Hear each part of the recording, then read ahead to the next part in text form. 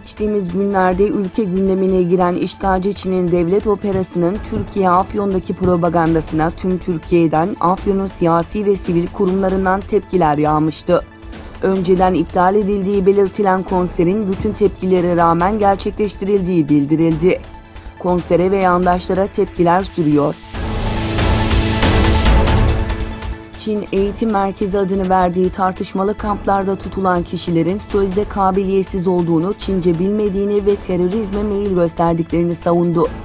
Jakarta Post gazetesinin haberine göre Endonezya'daki Müslümanların Uygurların durumuna ilişkin gösterdiği tepki ve hükümetin talebi üzerine Çin'in Jakarta Büyükelçiliği açıklama yaptı.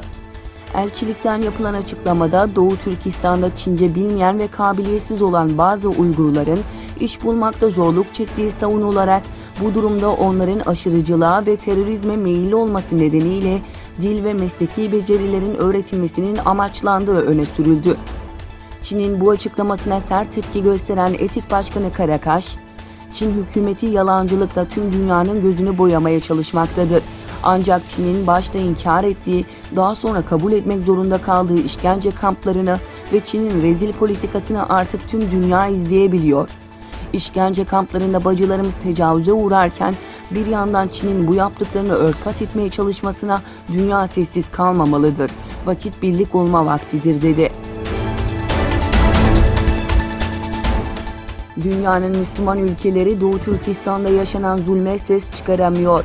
En son Çin'in Doğu Türkistan'daki insanlara uyguladığı şiddeti kınayan Endonezya Ulema Meclisi'ne ülkenin Cumhurbaşkanı Yardımcısı Yusuf Kalla, başka ülkelerin iç işlerine karışmamaları gerektiği gerekçesiyle karşı çıktı.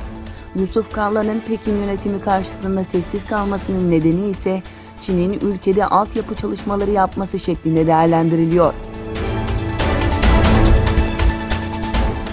Çin Dışişleri Bakanlığı'ndan yapılan açıklamada Doğu Türkistan ve Tibet bahanesiyle kendi iç işlerine karışmama uyarısında bulunuldu.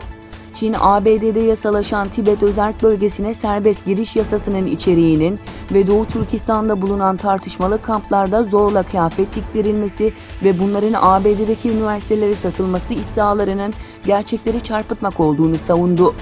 Bakanlık sözcüsü Hua, Meksiki eğitim merkezleri adı altındaki kampların bölgedeki fakirliği ortadan kaldırmak için kurulduğunu ve mevcut durumda bir kişinin kazancıyla tüm ailenin geçinebildiğini savunarak zorla çalıştırılma iddialarını yalanladı.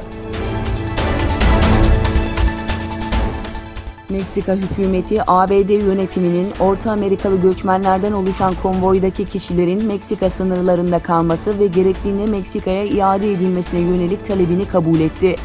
Meksika Dışişleri Bakanlığı'ndan yapılan açıklamada, ABD makamlarından gelen göçmenlerin başvuru aşamasında Meksika sınırlarında kalması ve gerektiğinde Meksika'ya iade edilmesine yönelik talebin kabul edildiği bildirildi.